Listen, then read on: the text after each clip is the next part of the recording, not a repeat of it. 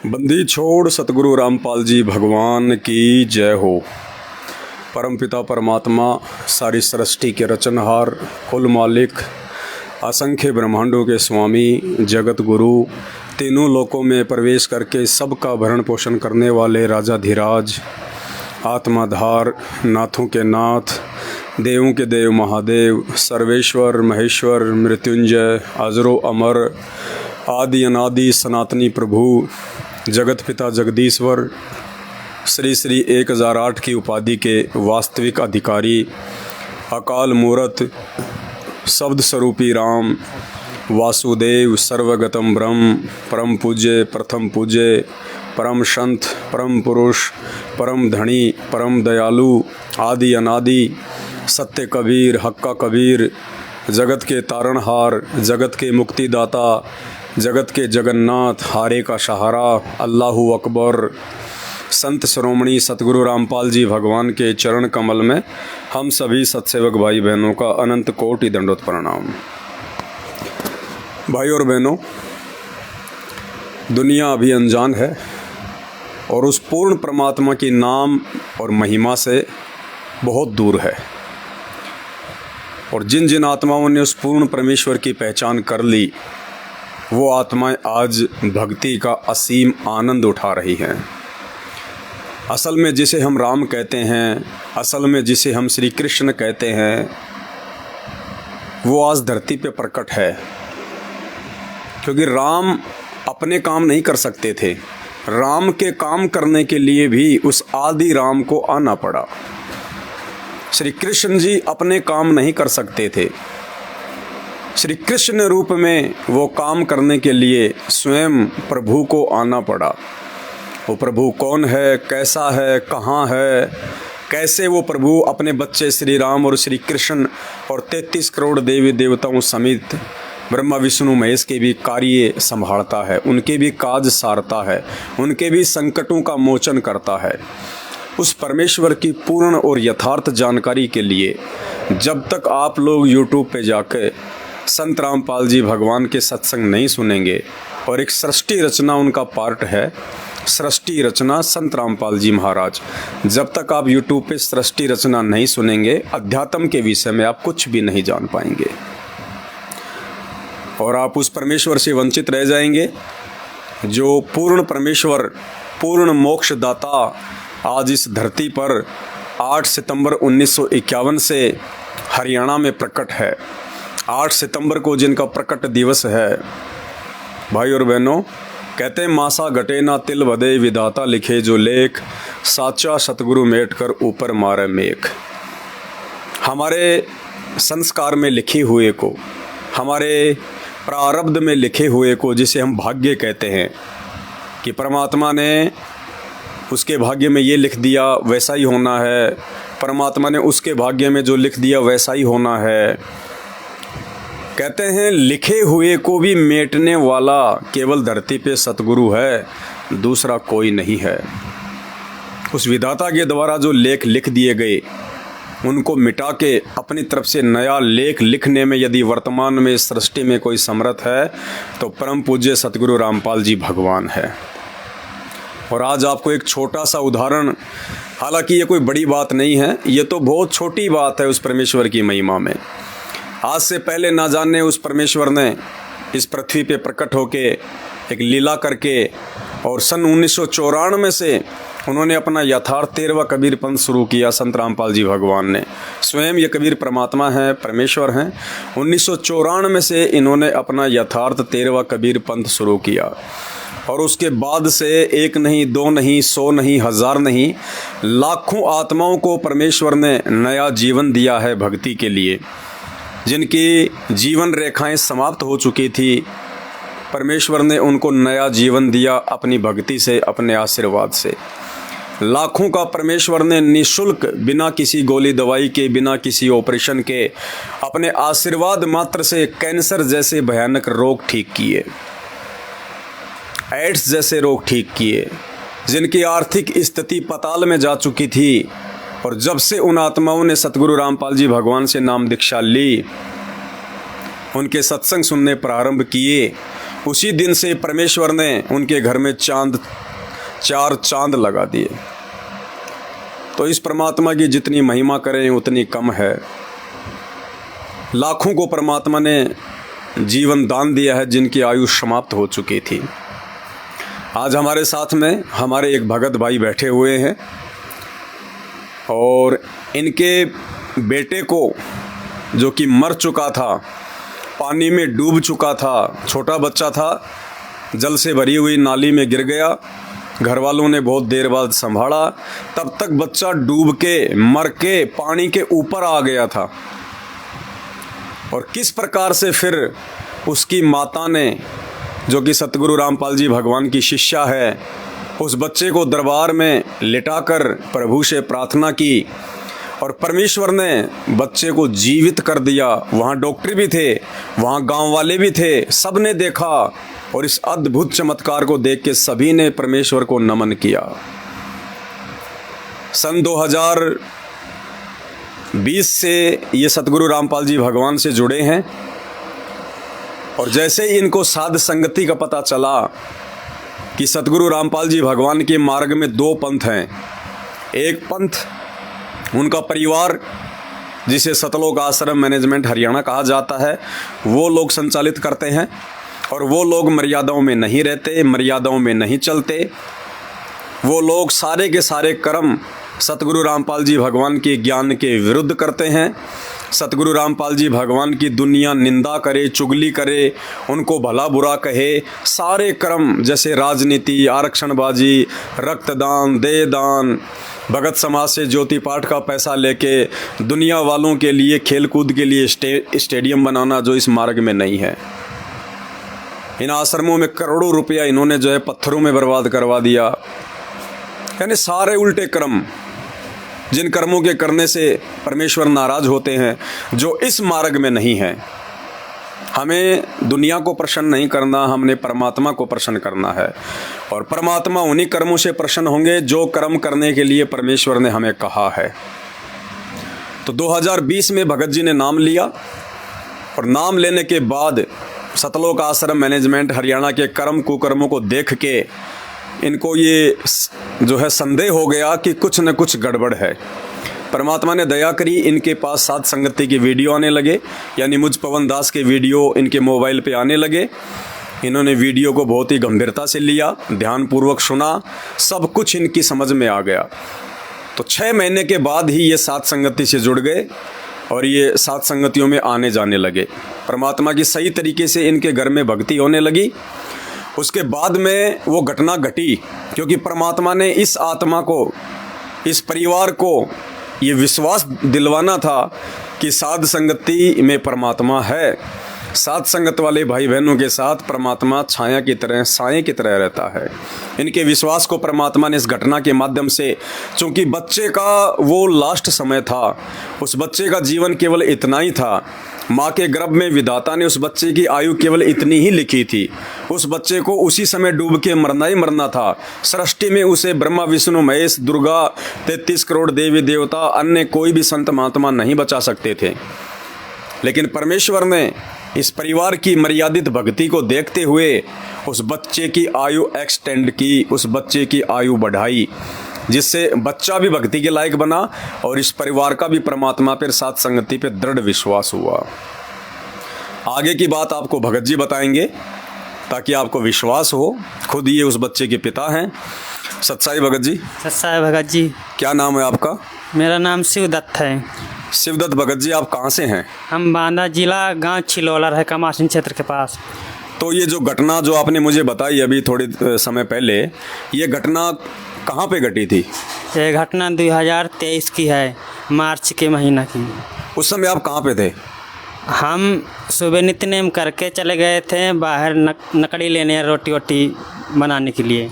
आप क्या काम करते हैं वहाँ पंजाब में? वहाँ पंजाब में ईंट निकालते थे, कच्ची ईंट। भगत जी वहाँ पे ईंटों के भट्ठे पे काम करते हैं। वैसे ये यूपी के रहने वाले हैं जी। फिर क्या हुआ भगत जी? तो वहाँ पर जब हम चले गए तो भगतमती पीछे से हमारी वो भी आरती करने लग गई जी।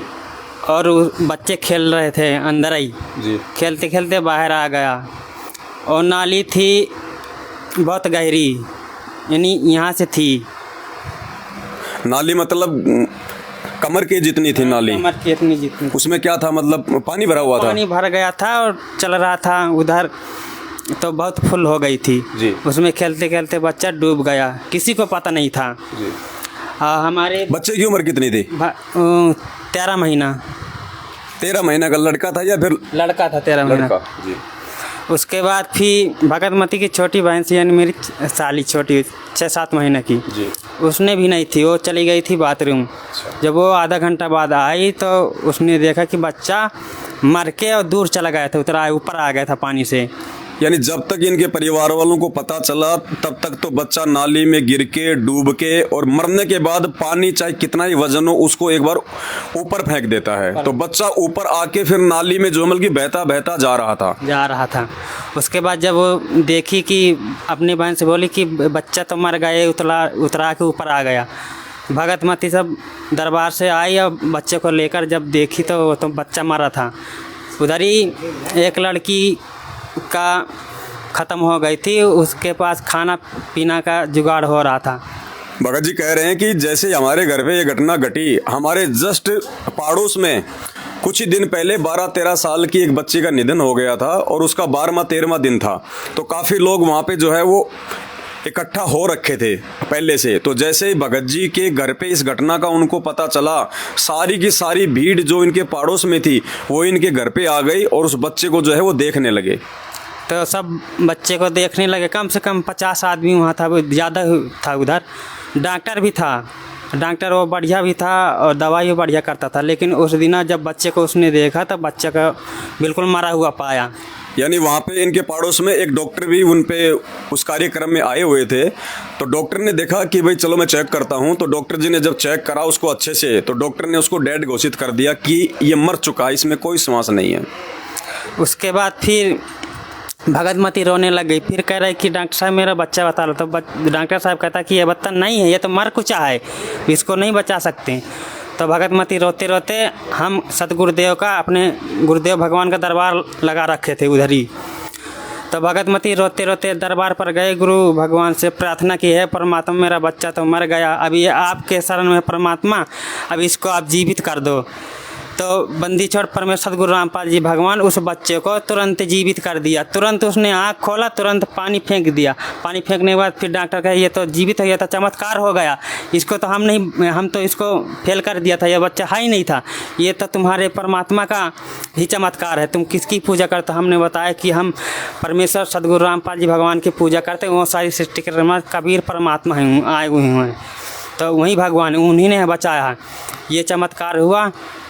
और इसके बाद एक चमत्कार और हुआ मेरे साथ। मैं गया था बाज़ार जी दवा लेके आया, दूध लेके आया बच्चे को, और थोड़ी हल्का सी अंधेरिया शाम के टाइम में था, दिख नहीं था थोड़ा, तब मैं क्रैश करके साइकिल से था तो निकलने लगा, मोटरसाइकिल वाले में लाइट नहीं थी और उसने मेरे धक्का मारा, तेज़ी से जा रही थी उसकी मोटरसाइकिल, तो मेरे सामने आ गई। तो मैं अपनी चिंता नहीं किया, उनको बचाने की चिंता किया कि ये बच जा किसी तरह से, तो उसने मेरे मारी दिया, तो यानी मेरे मोटरसाइकिल आ गई कि मैं मारी गया, तो मैं मारा नहीं, मेरे को पता नहीं कैसे उठा के मेरे को दूर फेंक दिया, और दोनों लोग गिर गए, उनको भी बचाया परमात्मा ने। हमने परमात्मा को, सतगुरु रामपाल जी भगवान को याद किया, उनको बचा के फिर कहा कि ये तुम्हारी गलती नहीं है और हमारी गलती है, हमने तुम्हें देखा था ब्रेक नहीं मार पाया, ये तो चमत्कार हुआ किसी, तो हम एक चमत्कार यह हुआ। तो कहने का मतलब है परमेश्वर ने इनको भी बचाया और जो मोटरसाइकिल वाले थे उनको भी बचाया, क्योंकि टक्कर जो है वो एक भगत के साथ में हुई थी, ताकि ना परमात्मा ने भगत को आँच आने दी और ना ही जो है उनको दूसरों को आँच आने दी। तो भाई और बहनों, हम जितने भी भगत भाई बहन हैं जो सतगुरु रामपाल जी भगवान के शिष्य और शिष्या है, हमारे लिए तो ये घटनाएं ऊँट के मुंह में जीरे के समान भी नहीं है, ये तो कुछ भी नहीं है परमात्मा के लिए। जो अभी आपने सुना भगत जी के मुख से कि इनका बच्चा जो डूब के मर चुका था, पानी ने ऊपर फेंक दिया, पड़ोस में डॉक्टर था, उसने चेक कर लिया, सैकड़ों की भीड़ हो गई और लोगों ने कहा कि ये तो मर चुका है, तो भक्तमती ने कहा डॉक्टर से कि आप मेरे बच्चे को जिवाइए डॉक्टर साहब, रोते रोते। तो डॉक्टर ने कहा कि हम कहाँ से जिवा दें जब इसके अंदर जीव ही नहीं है, ये मर चुका है। तब भगतमती बच्चे को उठा के सतगुरु रामपाल जी भगवान के जहाँ पे इन्होंने अपना दरबार लगा रखा है वहाँ लेके गई और उस बच्चे को परमात्मा के चरणों में रख के उनसे अरदास की कि हे परमेश्वर आप इस बच्चे को जीवन दान दीजिए।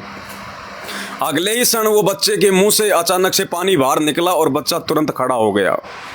तो भाई और बहनों, ये कोई बड़ी बात नहीं है। ये बड़ी बात केवल उन लोगों के लिए है जो लोग इस काल की भक्ति कर रहे हैं, जो लोग 33 करोड़ देवी देवता, भैरव, भूत, बेताल, जड़, पीपल, पत्थर, पानी, ब्रह्मा, विष्णु, महेश, दुर्गा, जो इनकी भक्ति करते हैं, उन लोगों के लिए तो ये अद्भुत बात है, अविश्वसनीय है। वो सोच ही नहीं सकते कि ऐसा हो भी सकता है। क्यों? क्योंकि इस सृष्टि में एकमात्र उस कबीर परमेश्वर सतगुरु रामपाल जी भगवान की भक्ति के अलावा ये चमत्कार किसी और भक्ति में नहीं हो सकते। लोग यकीन ही नहीं कर सकते। क्यों? क्योंकि श्री कृष्ण जी के सामने उनके सारे के सारे पुत्र आपस में लड़ झगड़ के मर गए। श्री कृष्ण जी के सामने पूरा यादव खानदान 26 करोड़ यादव जो है लड़ झगड़ के जो है वो मर गए।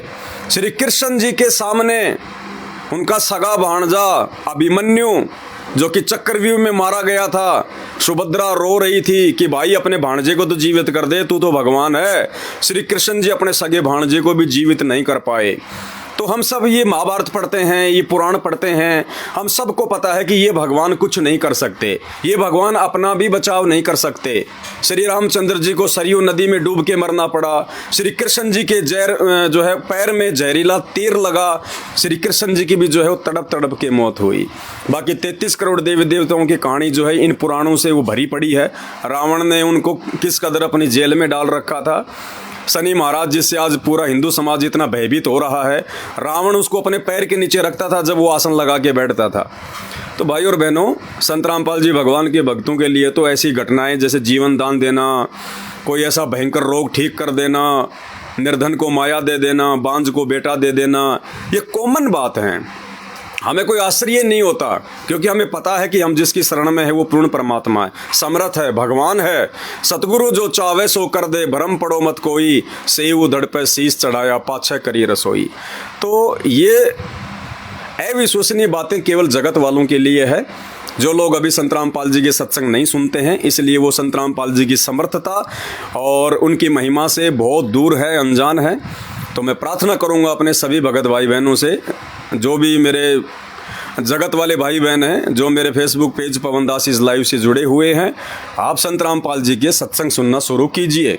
आप ये ना देखिए वे जेल में बैठे हैं, उन्होंने क्या किया, उन्होंने क्या नहीं किया। वो परमात्मा है, वो सब कुछ कर सकता है और वो कुछ भी नहीं कर सकता। सब कुछ है।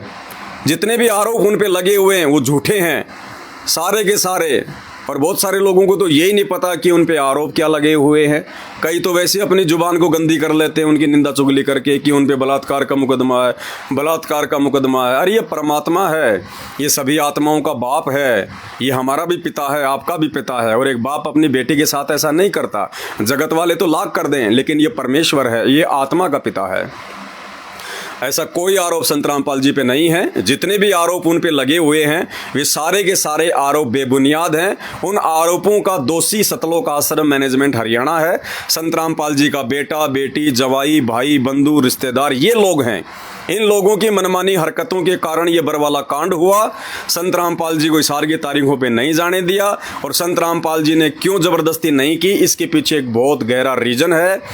ये आपको उस समय समझ में आएगा जब पहले आपको संत रामपाल जी समझ में आएंगे, क्योंकि ये भक्ति मार्ग संत रामपाल जी का आगामी समय में पूरी दुनिया में चलेगा। संत रामपाल जी के अलावा दूसरा धरती पे कोई संत नहीं रहेगा। संत रामपाल जी के अलावा धरती पे दूसरा कोई जो है भगवान नहीं रहेगा। और संत रामपाल जी के इस मार्ग के अलावा दूसरा कोई भक्ति मार्ग नहीं रहेगा। और 1000 साल तक ये मार्ग चलेगा। तो 1000 साल तक इस मार्ग को निर्बाध रूप से चलाने के लिए बीच में कोई ऑब्जेक्शन ना हो, कोई रोड़ा ना अटकाए, इसके लिए संत रामपाल जी भगवान चुपचाप रहे। जब ये बरवाला कांड हुआ, वो अपनी आंखों से देखते रहे कि मेरा परिवार क्या कर रहा है, मेरे बेटा बेटी क्या कर रहे हैं, मेरा भाई किस कदर मुझे एक आम व्यक्ति समझ के मेरे साथ में षड्यंत्र कर रहा है। कुछ नहीं बोले। क्यों? क्योंकि उन्होंने अपने परिवार की असलियत आज दुनिया के सामने जो है लेके आनी थी। क्योंकि सबसे बड़ा रोड़ा इस भक्ति मार्ग में यदि कोई होता है तो ये परिवारवाद होता है, वंशवाद होता है। चूंकि ये कबीर परमात्मा है और 650 साल पहले इस कबीर परमात्मा ने कबीर सागर में धर्मदास जी के माध्यम से लिखवा दिया था कि धर्मदास, चारों युगों का इतिहास उठा के देख ले, मेरा जो ये पंथ है ये मेरे परिवार से नहीं चलता, ये मेरे वंश से नहीं चलता, ये मेरे बिंद वालों से नहीं चलता, ये हमेशा मेरे वचन के बेटा बेटियों से चलता है, मेरे नाद पुत्रों से चलता है। तो आज संत रामपाल जी का जो परिवार है कलयुगी परिवार है, वैसे उनका कोई बेटा बेटी नहीं है। अभी आप लोग अनजान हैं, अभी आपको पता नहीं है, इनका शरीर हाड़ मांस और चाम का नहीं है, 5 तत्वों का शरीर नहीं है इनका। गरीब ऐसा सतगुरु हम मिल्या, तेज पुंज की लोय, होनी हो सु होए। तो ये परमात्मा है, इनका आप और हमारी तरह हाड़ मांस का शरीर नहीं है, ये दिखाई आप और हमारी तरह देते हैं।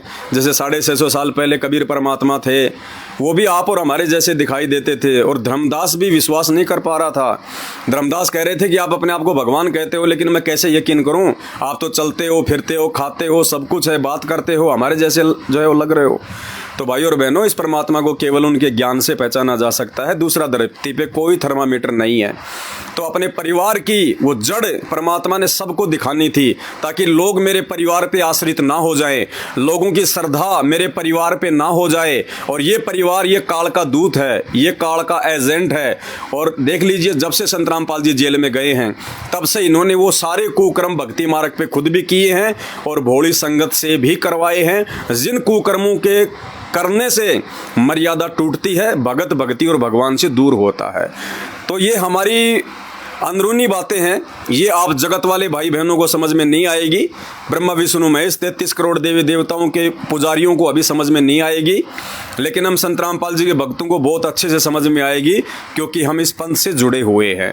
तो भाई और बहनों, ये परमात्मा है, आप इनको जेल में ना देखिए, आप इसको उस दृष्टि से ना देखिए जिस दृष्टि से आप अन्य जो महात्मा हैं, जिनको महात्मा कहते हैं, हालांकि वो संत नहीं है, जैसे आसाराम जी हैं, राम रहीम जी हैं, आप संत रामपाल जी को उस दृष्टिकोण से ना देखिए। जब आप इनके सत्संग सुनना शुरू कर देंगे ना, आपकी आंखें खुल जाएंगी कि ये परमात्मा, क्यों हम अपनी जुबान को आपके विरुद्ध जो है प्रयोग करके गंदी करने में लगे हुए थे। तो अभी भाई के मुख से जो आपने सुना, ये तो बहुत छोटी सी बात है, ये तो कुछ भी नहीं है संत रामपाल जी के आगे। जिस दिन आप उनके सत्संग सुन के आप उनके वचन के शिष्य बन जाएंगे, आप उनके भगत बन जाएंगे, फिर देखना परमात्मा आपके साथ भी वही चमत्कार करेगा जो अभी आपने भाई के मुंह से सुना। तो भाई और बहनों, निसंशय संत रामपाल जी के सत्संग सुनना शुरू कीजिए। अभी तक आपने हमारे Facebook page Pawan Das is live को फॉलो नहीं किया है, लाइक नहीं किया है, तो आप इसको कर लीजिए।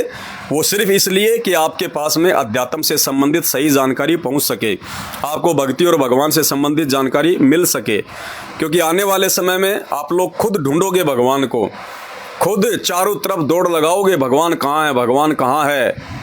क्योंकि आने वाला समय ऐसा ही है, इतना ही भयंकर है, इतना ही विनाशकारी है, और ज़्यादा लंबा समय नहीं है। 2028 से पहले पहले दुनिया को नानी याद आ जाएगी कि हम क्या कर रहे थे, हम कहाँ खड़े हैं, भगवान कौन है, भक्ति क्या है। और सौभाग्य उन आत्माओं का जो पहले समझ जाएगी, सुधर जाएगी और संत रामपाल जी की शरण में आके सही भक्ति कर लेगी, उनका बचाव है। बाकी बेमौत मरोगे, बेमौत कोई नहीं बचाएगा। भयंकर परिस्थितियां चेंज होने वाली हैं, भयंकर, रातों रात, तुम्हें पता भी नहीं चलेगा, आँख भी नहीं खुलेगी, उससे पहले तो यमलोक में मिलोगे। अभी आप लोगों को चेताया जा रहा है, आप लोगों को जगाया जा रहा है। अरे सत्संग सुनने में क्या जाता है, परमात्मा ने तुम्हें कान किस लिए दिए हैं? ये दुनिया की बकवास सुनने के लिए नहीं दिए, ये परमेश्वर की चर्चा, उसकी महिमा सुनने के लिए दिए हैं कान। ये जीभ किस लिए दिए परमात्मा ने? किसी की निंदा चुगली फालतू की बकवाद के लिए नहीं दी, परमात्मा के गुणगान करने के लिए दी है। ये आँखें उस परमेश्वर के दर्शन करने के लिए दी है, ये मुँह उस परमात्मा की महिमा के लिए दिया है।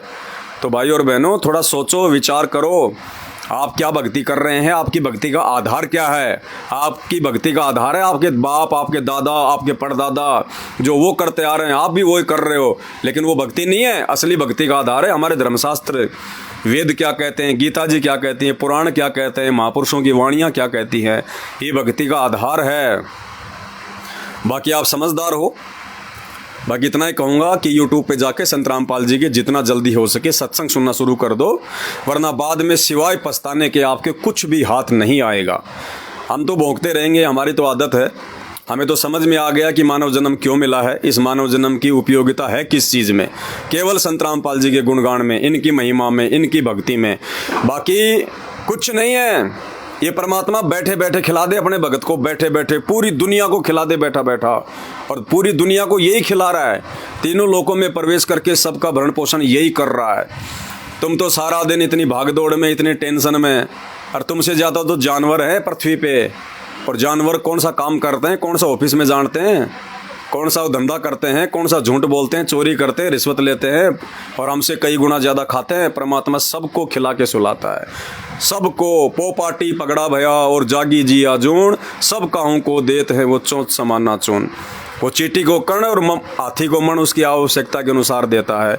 हम लोग तो फालतू में अपनी भौतिक सुख सुविधाओं के लिए ये पाप इकट्ठे करते हैं, दुनिया को झूठ बोल के, दो के चार करके, मिलावट करके, षड्यंत्र करके। तो पहचानो अपने भगवान को। आज भगवान धरती पे आया हुआ है, बाद में रोओगे, तड़पोगे, ऊपर हाथ करके चिल्लाओगे, फिर भगवान ना कोई दया करेगा, ना कोई रक्षा करेगा। क्योंकि जब समय है, जब भगवान अपने बच्चों को निमित्त बना के तुम तक संदेश पहुंचा रहा है, तुम लोग मजाक में ले रहे हो, गालियां निकाल रहे हो, बकवाद कर रहे हो, बाद में फिर रोओगे तुम, चिल्लाओगे तुम, फिर तुम्हें कोई नहीं बचाने के लिए आएगा। अभी समय है, उस भयंकर विनाशकारी समय से पहले, जो बहुत जल्दी आने वाला है, ज़्यादा समय नहीं है। उन लोगों को जाके पूछो जो उत्तराखंड में हैं, हिमाचल में हैं, पंजाब में हैं, उनको जाके पूछो, उनके लिए तो वो महाकाल का समय आ चुका है। अरे जिसके घर में 2 मर गए, 4 मर गए, उसके लिए तो आज ही आ गया काल। और कहते हैं आप मरे जग प्रलय होई। जब इंसान खुद मर जाता है उसके लिए तो पूरी दुनिया ही मर जाती है। तो ये थोड़ा बहुत जो सुख सुविधा भी मिल रही है, और आप लोग जो आंडी पाक रहे हो ना, ये ज़्यादा समय का नहीं है। ये सारी सुविधाएं अचानक से छिन जाएंगी, तुम्हें पता भी नहीं चलेगा। और अगर लगातार ये सारी सुविधा चाहिए, भगवान चाहिए, सुख चाहिए। अविदास को सपना आया था परसों कि जैसे जयपुर में भयंकर भूकंप आया, भयंकर, बिल्कुल ऐसे जैसे पटाखे छूटते हैं ना दीपावली के समय, ऐसे बिल्कुल धरती हिल रही है, और दास जो है नाच रहा है खुशी के मारे। क्यों? अब आप लोग तो गालियाँ निकालोगे कि भाई लोग मर रहे हैं और ये हंस रहा है नालायक। मैं हंस इसलिए रहा हूँ कि उस विनाश के बाद ही मेरा गुरु आएगा, उस महाविनाश के बाद ही वो परमात्मा हिसार जेल से आएगा, उससे पहले नहीं आने वाला। तो दुनिया तो मरेगी, वो तो अपने कर्मों से मरेगी। रोज मर रही है, लाखों मर रहे हैं, मैं थोड़ी मार रहा हूँ। जैसे उनके कुकर्म है वैसे वो मरेंगे, ना मैं रोक सकता ना मैं मार सकता। मुझे तो खुशी इस बात की थी कि परमात्मा इस भूकंप को और थोड़ा सा तेज कर, जितना जल्दी विनाश होगा उतना जल्दी आप हिसार जेल से बाहर आओगे, अपने बच्चों को दर्शन दोगे। आप इस कलयुग में सतयुग की जो है वो शुरुआत होगी। जितनी भी ये दुष्ट आत्माएं हैं जो आज भक्ति और भगवान को नहीं पहचान रही, ये इनका खात्मा हो जितना जल्दी हो सके उतना, ताकि हम सुख शांति से हम भक्ति करें, आपकी स्तुति करें, आपका हम गुणगान करें। तो उस विनाशकारी समय में संत रामपाल जी के भगत तो ऐसे हर्षो उल्लास से रहेंगे, उनको डर नहीं होगा कि भूकंप आ गया, मकान गिरेगा, बिजली गिरेगी, बाढ़ आ गई। वो संत रामपाल जी, वो परमेश्वर, बाढ़ क्या, चाहे बाढ़ का बाप क्यों ना आ जाए, पूरी दुनिया डूब जाएगी, लेकिन संत रामपाल जी के भगत पानी के ऊपर रहेंगे। जैसे नौका जो है समुद्र के ऊपर चलती है, ऐसे संत रामपाल जी अपने भगत को रखेंगे। आग में संत रामपाल जी के भगत का कुछ नहीं बिगड़ सकता। जहर अग्नि तन निकट न आवे, दूरी जात रंगावे। और परमेश्वर कहते हैं, कहे कबीर शरण गहे मेरी, हो रक्षा जल थल की। जल में और थल में परमात्मा दोनों जगह अपने भगत की रक्षा करेगा। लेकिन कौन से भगत की? जो संत रामपाल जी को भगवान मानेगा, उनकी प्रत्येक मर्यादा में रहेगा। एक समय काल भगवान ने कहा था परमात्मा से, वर्तमान समय के लिए उसने कहा था कि धर अंबर सब जाएंगे और विनसेंगे कैलाश, एकम एका होएगा तब कहाँ रहेंगे तेरे दास। संत रामपाल जी को उस काल भगवान ने कहा कि एक समय ऐसा आएगा इस पृथ्वी पे जब पाप बढ़ जाएगा, अधर्म बढ़ जाएगा, तो उन्हीं जीवों के जो है वो कर्मों के आधार से बाढ़ आएंगी, भूकंप आएंगी, पृथ्वी इधर उधर हो जाएगी, पता नहीं कैसी कैसी आपत्ति आएंगी, दुनिया में त्राही त्राही मचेंगी। उस समय जो है तेरे भक्तों का क्या होगा? उस समय जो है कौन संभालेगा तेरे भक्तों को? तो सतगुरु रामपाल जी भगवान ने कहा था कि धर अंबर सब जान दे और विनसन दे कैलाश, एकम एका होने दे, मेरे आश्रय रहेंगे मेरे दास। परमात्मा ने कहा कि मेरे भगत, वो मर्यादित भगत, दान धर्म के सहारे, और जो उनके जो शुभ कर्म होंगे, जो भक्ति वो करेंगे, जो आरती मंत्र वो कर रहे हैं, उनका इतना भक्ति धन इकट्ठा हो रहा है, वो मेरे भगत, उस समय विनाश के समय उन भक्तों को मैं अपनी जो है पलकों पे रखूंगा। सारी दुनिया का सर्वनाश हो जाएगा लेकिन मेरे भक्तों का कोई बाढ़ बाका नहीं कर पाएगा। तो भाई और बहनों, वो जो समय था वो आज है, जो आने वाले थोड़े समय में जो घटित होने वाला है। आज सब लोगों को ये मजाक लग रहा होगा कि सब बकवाद है, कुछ नहीं होने वाला, दुनिया ऐसे खा रही है पी रही है, ऐसे होता रहता है, कुछ नहीं होता। अभी देखना थोड़े समय बाद में अब जो होगा वो होगा जो आज से पहले नहीं हुआ होगा, जिसकी कभी किसी ने जो है वो कल्पना नहीं की होगी, वो होगा। और उस समय तुम्हारे ये देवी देवता ब्रह्मा विष्णु महेश 33 करोड़ भैरव भूत बेताल हैं, ये पीपल बरगद सांप जिनको तुम पूजते हो, ये सब लुप्त हो जाएंगे, लुप्त। अरे हिमाचल और उत्तराखंड को तो देवभूमि कहा जाता है। जब ये बाढ़ आई, वहां पे पहाड़ गिर रहे हैं, लोगों के घर डूब रहे, तब एक भी देवी देवता निकल के सामने नहीं आया कि हमारे भक्तों का क्या हो गया। तो भाई और बहनों, परमात्मा कहते हैं पत्थर पूजे हरी मिले तो मैं पूजू पहाड़, इससे तो चाकी भली जो पीस खाए संसार। इन पत्थरों से बाहर निकलो और जो असली परमात्मा धरती पे प्रकट है, संत रामपाल जी, इनके सत्संग सुनो। इनके सत्संग सुनने से ही तुम्हारा भला होगा, तुम्हारा बेड़ा पार होगा। दूसरा धरती पे कोई तरीका नहीं है, ना सुख प्राप्ति का, ना मोक्ष प्राप्ति का। बाकी समय समय पे आपको चेताते रहेंगे, बताते रहेंगे। जो अच्छी आत्मा होंगी, जो अधिकारी आत्मा होंगी, वो संत रामपाल जी के सत्संग सुनना शुरू कर देंगे।